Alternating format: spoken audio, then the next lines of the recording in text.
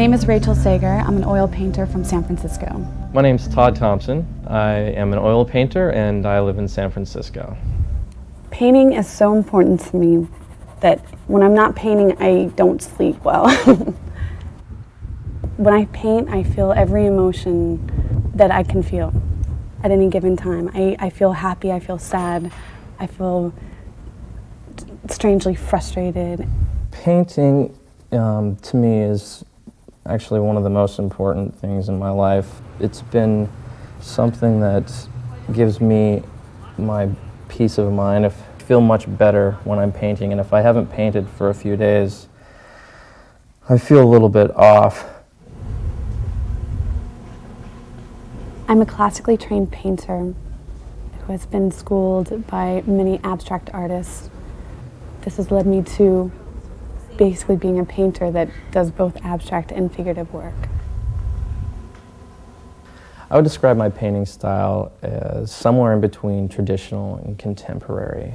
I have a very soft palette, and a good number of my paintings don't have a lot of discernible edges. My paintings could be described as impressionistic or possibly color and expression. I've never been to China. I've never been to China.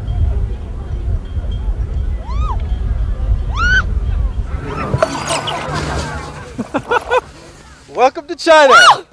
I'm in China! So I'm packing my art supplies for China now. I have a great backpack that is actually, it's an old military backpack, and it should be suited perfectly for carrying all my paints and supplies and whatnot.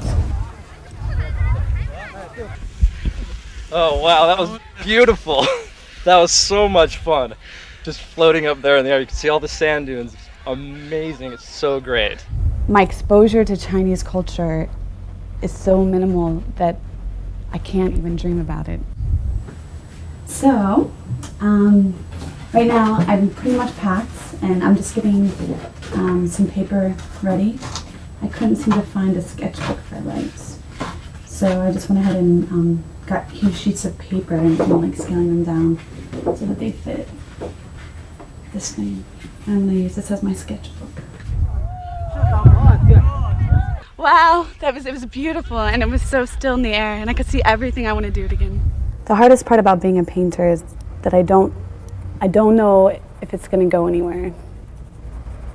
And I feel like I'll have to at some point explain myself to everyone. Being 27 now and wondering and explaining why I still don't have medical insurance and I don't have a house to live in. I pay too much in rent. I still have a waitressing job. I mean, so the hardest part about being a painter is explaining myself to other people. The hardest part of being a painter is knowing what you're creating is going to be out there in front of other people and hoping that what you're doing and creating is as special to other people and important to other people as it is to you.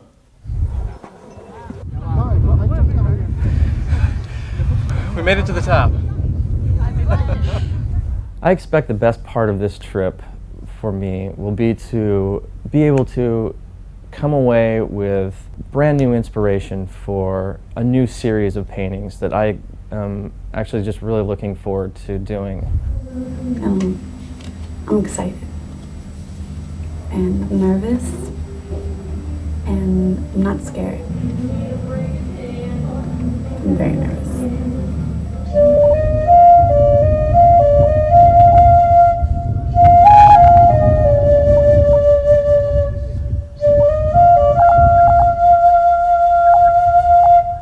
Well, this was our first official day of exploration in China, and it began in Dunhuang, which is a city along the ancient trading route called the Silk Road. The Silk Road is a very important part of Chinese history because it's the first trading route to the outside world. It's basically, as its name, silk, was the way that silk went out of China and also brought things into China. And with that, of course, also with the merchandise that went in and out, the commerce brought religion art, and culture. Buddhism. Buddhism came to China through the Silk Road. The significance of Dunhuang and the Silk Road and this trading route was that it was the first time that East and West really met and were able to trade ideas. And Marco Polo, coming along this route, was able to bring back Eastern ideas to Italy. So the Silk Road basically enriched China and also enriched the rest of the world. The first thing we do is we wake up and we drive to these incredible dunes. And I've never seen sand dunes before, and it basically took my breath away. This particular sand dune that we came to is called Mingsha, which is also called the Echoing Sand Mountain. And here at the Echoing Dunes, it's known for when the sand comes across the sand dunes, it makes a thunderous roar, which I haven't yet heard. The Echoing Dunes are important to the history of the Silk Road because the monk that came here and decided to dig all the caves of the grottos first saw his vision here at the dunes. This was back in about the 4th century, and the monks started a tradition here which led to 1,000 years of painting and building caves for Buddha.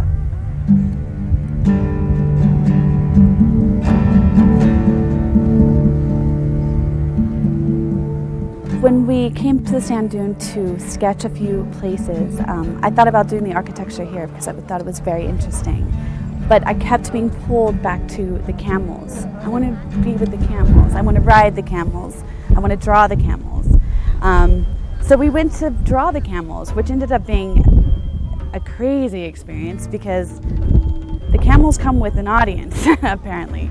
And all the people decided to stand around me. I mean, they weren't behind, for sure. They were definitely about here and here, which was a little distracting.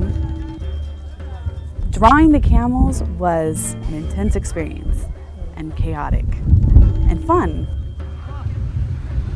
I decided to actually try to add a little more color to get some of the depth of the sand dunes. And I used a mixture of charcoal and pastels to bring out the colors and the shadows and try to get some of the good form that the sand dunes provide. There was something that I saw that was really amazing to me. Watching the wind wisp the sand over just the top and the precipice of the dune, the sand actually moves like water. And it's almost like watching a wave roll over the top of the dune, but because of the undulations in the sand actually just changes directions. It's very fluid and it's spectacular and it's really beautiful to see. And that was a very important thing for me as an artist, seeing that today. The camels are a little fluffy and they have hair coming out of all crazy places. So I used some soft fine charcoal and a charcoal pencil to get some basic motion going where they are, where they were, and things like that. I just said about 5 seconds ago, I'm in China, because I can't remember. I can't, it's not reality yet, and I don't know what's going to make it reality. More sand in my mouth? No, I don't know. More camels? I have no idea. But I'm in China, and I'm in China.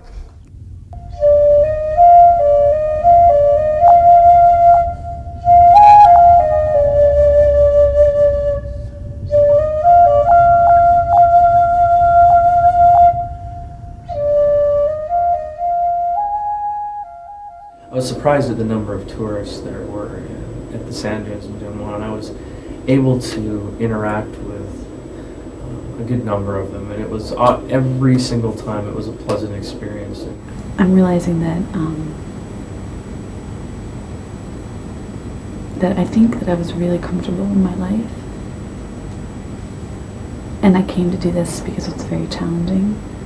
But now that I'm being completely and totally challenged with it, to either accept it, open myself up to experience it, or not, I feel that I'm a little rigid, and I would have never thought that I would be like that. So it's surprising to me that maybe I haven't been as open to experiences as I've always thought I was.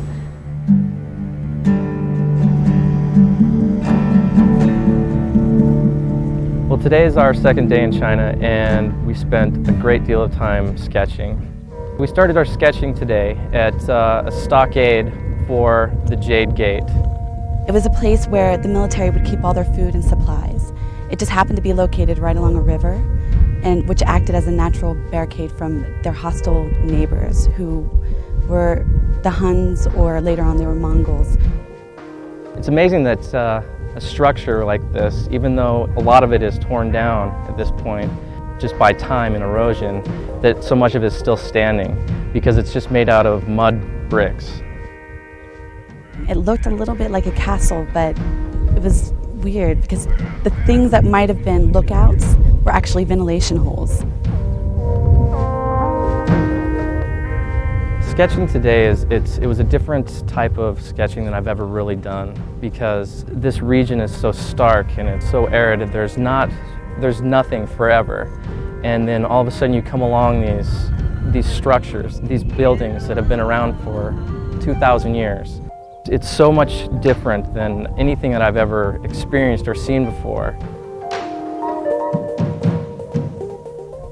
While I sketched there, though, it was very hot and a little frustrating because there were bugs landing on me, and it made me wonder, how could anyone ever live this far out into the desert, let alone build things like that monumental? It was interesting actually drawing a building that is being eroded by time. It's more of trying to capture what's happening, is more of trying to get the texture and maybe the shape. When I was sketching this particular building, the face of the building that I was sort of drooping down. I just felt like it just was falling down. I just feel with age. So I added my own twist to the style of what it actually looked like.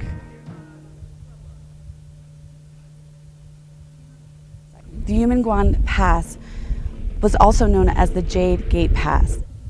The Jade Gate was the first outpost in the West for people coming into China from the Mediterranean and areas in India and in Persia. Those leaving, it was the last time they were going to see people that were friendly. And those coming in, it was safety, it was home. Everything first came through that gate, and it was known for the amount of jade that would come through. So that's how it got its name. So it's a lot of fun actually having a partner to draw with and sketch, because you can kind of go back and forth and see, you know, what the other person is drawing. Rachel and I have different styles the way we work. She's very, very line oriented, and I'm much more loose and maybe scribbly, if you will. But it's fun to actually see what she's doing alongside what I'm doing. I haven't really sketched with anybody in a long time, but there was definitely a little competitive edge to it, which I enjoy. I love that, and I hope it gets even more intense because I perform better under more competitive atmosphere. This is basically the most interesting angle that we can find, because it's at a corner, so we can see some darks and some lights, at least a more dramatic light situation. It's like one of those sandcastles on the beach. It was nice to even talk to him about what we were looking at, to share it, because I knew he could see what I could see, and I appreciate that. And it made me want to talk more about art, not even art, just about seeing, because ultimately that's all we're doing is looking and just attempting to render that, what we're seeing. What is beautiful about the Jade Gate is the detail and the texture that's on the wall. Right about when we were going to leave, we got lucky enough to be able to go inside and see the interior of the Jade Gate and just imagine what could have gone on inside. It was also known as a square city. There was like levels and like dents, and you could see or imagine maybe there were rooms. I don't even know how many stories high. Mountain range that was like... On our journey today, we ended up seeing one of the oldest parts of the Great Wall that is still standing. The Great Wall to me is one of the only motifs I have for the Chinese culture. But the Great Wall that we saw was nothing like what I've ever seen. I was able to really look at the wall closely. This particular section, they used earth and rocks and straw, and they used the straw to hold the earth, and they compressed it together. I went up and I touched it, and part of the earth and the actual vegetation that's still there, it almost felt like silk because it was so soft. And it's unbelievable that a structure like that can actually still be standing after thousands of years. To me, as an artist, this is very interesting because I first want to reference the first artist I think of, Andy Goldsworthy, who made a wall that went for a walk. And of course, that can't even compare to the Great Wall, but it made me recognize it in a different way, in an artistic way. It actually moves with the contour of the landscape and almost disappears into the hills. I never thought I would be drawing something over 2,000 years old. I could have never imagined myself being at the Great Wall today. And I think it's maybe one of the things that made me realize where I was. Because it is a motif, because it is a symbol of China. It was earth, and I could connect with it. And it didn't take me being Chinese to understand it. I'm so fortunate that I got to see the Great Wall this early in the trip, so that maybe it's going to make everything else a little bit easier for me to connect with.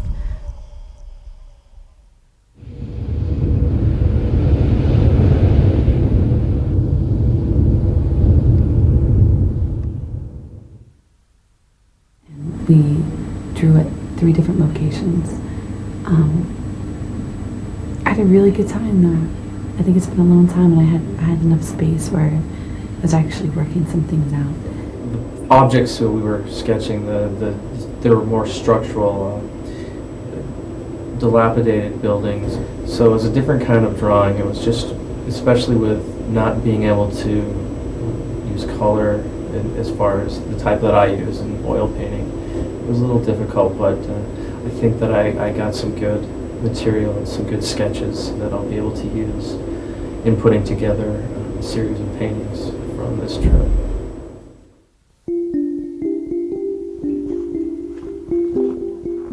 Today was great.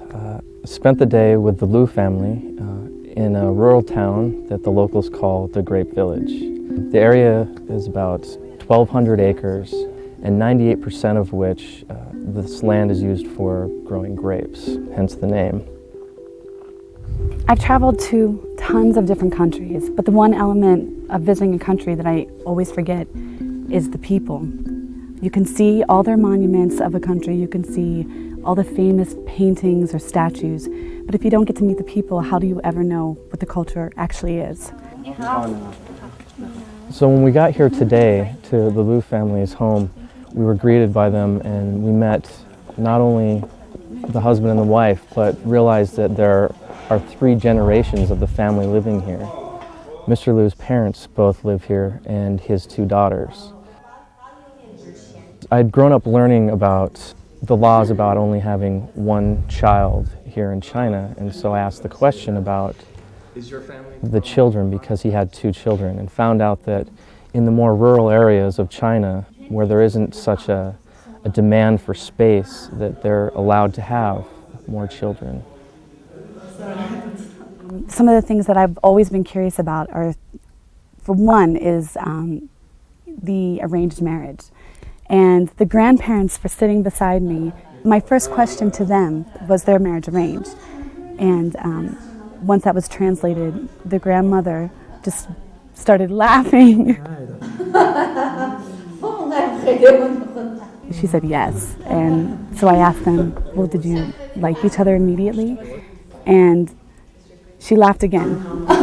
She just busted out laughing. She's like, well, it didn't really seem to matter because they had to be together.